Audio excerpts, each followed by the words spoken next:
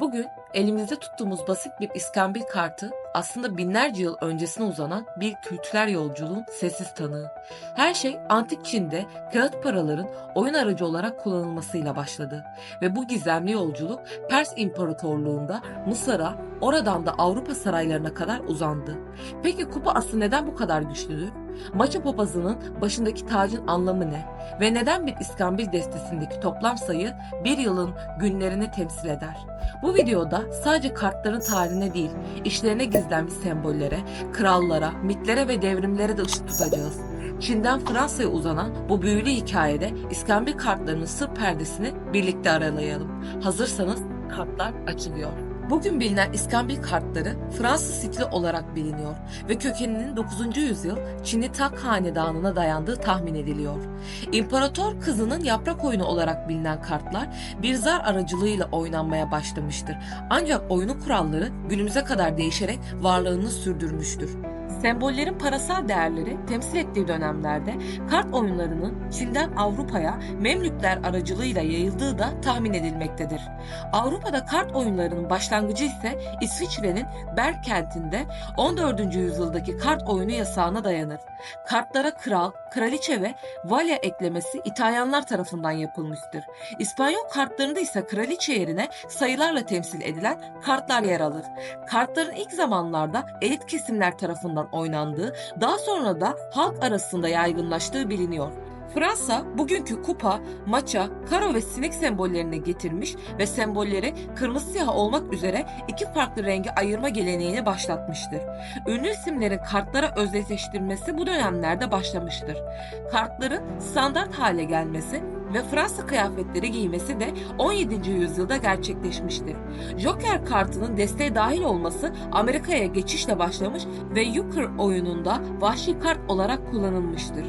İskambil kartları klasik bir oyun kağıdı destesinde bulunan 4 farklı sembolü içerir. Kupa, karo, sinek ve maça. Kupa sembolü genellikle aşk, duygusallık ve ilişkileri temsil ederken karo sembolü zenginlik, bolluk ve bereketi simgeler. Sinek sembolü ise huzursuzluk, sıkıntı ve kötü haberi temsil eder.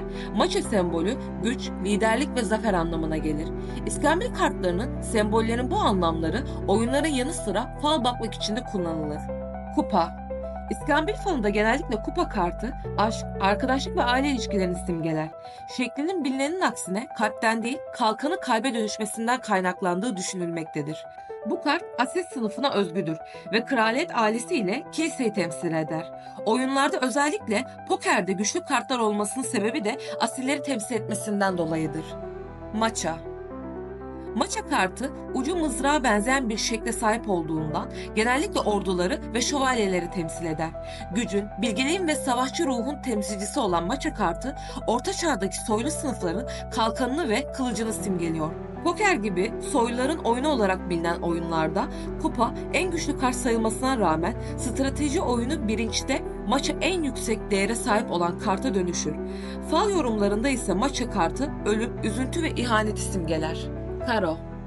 Fransa'da 14. yüzyılda ticari deniz şirketlerinin kiremitlerinden esinlenerek oluşturan karo kartları baklava dilimi şekline sahiptir. Karo, soylular ve tüccar sınıfı sembolü olarak da kabul edilir. Fallarda kariyer, finansal durum ve mal varlığı gibi konuları simgeler. Sinek. Yonca yaprağı şeklinde tasarlanan sinek kartı köylü sınıfını simgeler ve genellikle iş yaşamı ile ilişkilendirilir.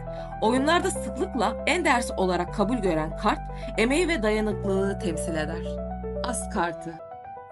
Kartların değerleri oynadığı oyuna göre değişmektedir.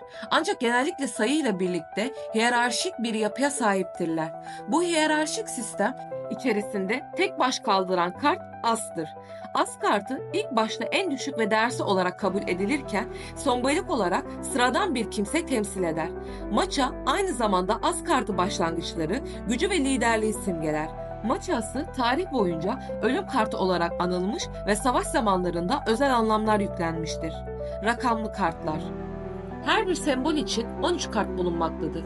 Bu kartlar sayıların 1 ila 10 arasında olanları ve ardından da sırasıyla vale, kız ve papaz kartlarını içermektedir. Sayılar kartın sembolüyle birleştiğinde farklı anlamlar taşır. Örneğin 7 şans ve ruhsallık ile ilişkilendirilirken 4 istikrarı simgeler. Renkli kartlar.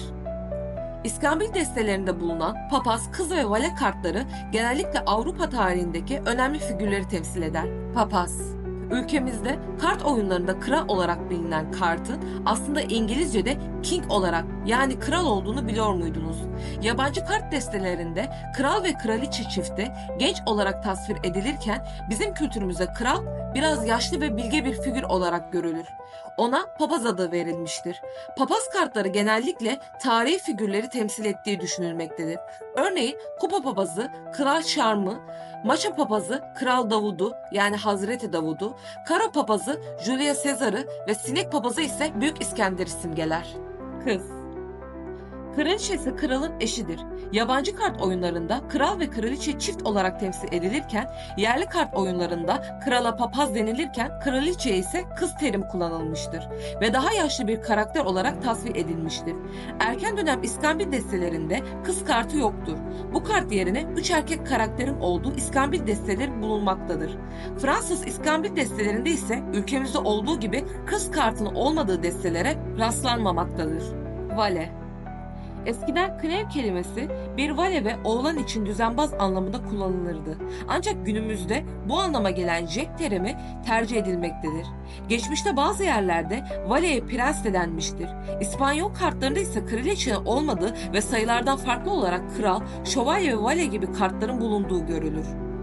Sanatta ve popüler kültürde iskambil kartları çeşitli alanlarda sıkça metafor olarak kullanılmaktadır. Özellikle filmlerden edebiyata kadar geniş bir yelpazede bu sembolizm sıklıkla karşımıza çıkar.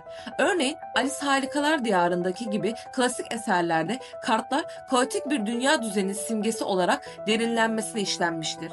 Alice Harikalar Diyarı'nda iskambil kartları karakterin karşılaştığı zorlukları ya da karmaşık ilişkileri temsil etmektedir.